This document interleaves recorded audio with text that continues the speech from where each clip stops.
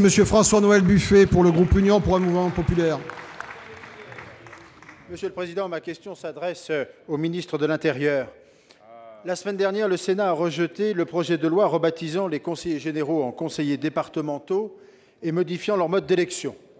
C'est incontestablement un camouflet pour le gouvernement, qui est d'autant plus remarquable que ce n'est pas seulement l'opposition sénatoriale qui a combattu cette réforme, puisque tous les partenaires de votre majorité, les élus radicaux, écologistes ou communistes, ont mêlé leur voix pour empêcher l'adoption de cette réforme.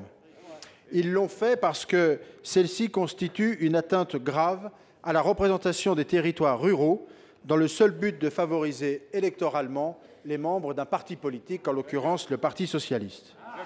Après vos déclarations d'amour aux collectivités locales, mais vous savez qu'en la matière, il n'y a que des preuves qui doivent être données, on aurait pu espérer que votre gouvernement aurait formulé des propositions pour accompagner la décentralisation, pour améliorer les conditions d'exercice toujours plus complexes des mandats locaux.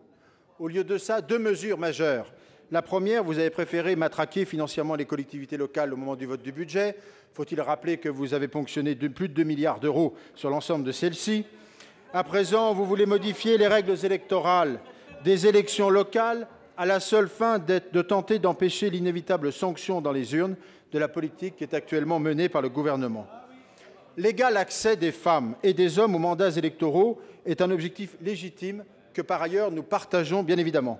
Mais il doit être poursuivi sans que cela ne se fasse au détriment d'autres objectifs aussi légitimes, comme le pluralisme et la représentation de tous les territoires de la République.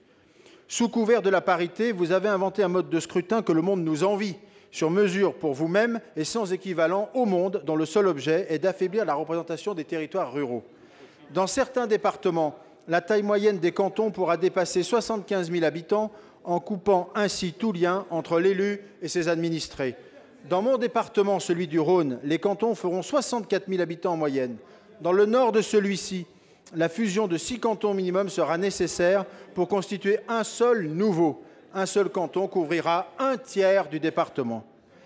À présent que le Sénat, dont le rôle conféré par la Constitution est de représenter les collectivités territoriales de la République, a rejeté ce texte, il serait de toute évidence contraire à l'esprit de nos institutions que votre gouvernement persiste dans son aveuglement, bien sûr, et tente de passer surtout en force à l'Assemblée nationale un projet de loi sur les collectivités territoriales contre l'avis même du Sénat, et pas n'importe quel avis, puisque, y compris des voix de votre majorité, se sont mêlées pour ce rejet.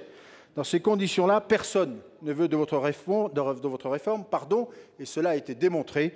Nous vous demandons de retirer clairement ce projet de l'ordre du jour et de représenter une autre copie, si tant est que vous le souhaitiez, qui soit plus conforme aux intérêts de nos territoires et singulièrement des territoires ruraux. Merci. Merci, Monsieur Manuel Valls, ministre de l'Intérieur. Monsieur le Président, Mesdames et Messieurs les sénateurs, Monsieur le sénateur Buffet, prolongeons donc de quelques minutes les 32 heures que nous avons passées ensemble sur ces questions. Un débat d'ailleurs de très grande qualité, avec des préoccupations exprimées par les uns et par les autres. Il y a eu un vote, c'est incontestable. Ce n'est pas la première fois et on peut le regretter, à l'instar du président Rebsamen ce matin. Mais en tout cas, moi, ce que je constate, c'est que même si le texte n'a pas été voté, et donc à ce stade, il ne s'applique pas, bien évidemment, au-delà des lectures qui sont prévues, le Sénat a cependant adopté des mesures qui me paraissent importantes. La suppression du conseiller territorial, il y a une majorité au Sénat pour cela. C'est pour ça qu'il faut continuer, parce que de toute façon, il y a obligation. Le report des élections départementales et régionales en 2015, ou encore les nouvelles règles pour l'élection directe des conseillers communautaires. Une élection démocratique, c'est d'abord une élection qui permette à la société d'être correctement représentée. Le scrutin départemental doit donc être strictement paritaire. Et c'est l'objectif du gouvernement. Qui peut se satisfaire d'avoir uniquement une représentation des femmes qui représente 13,5% des conseillères générales? Qui peut admettre qu'il y ait 2 ou 3 départements qui n'aient aucune femme? Et puis en même temps, nous ne voulions pas présenter un scrutin qui soit strictement proportionnel, parce que là aussi ne permettait pas une bonne représentation des différents territoires qui composent un département. Et puis, De toute façon, s'il fallait modifier, s'il fallait rester au scrutin actuel, il aurait fallu un découpage.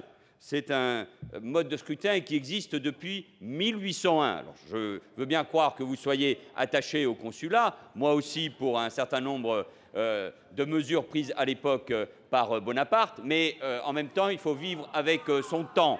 Et donc, son temps nécessite un certain nombre de changements.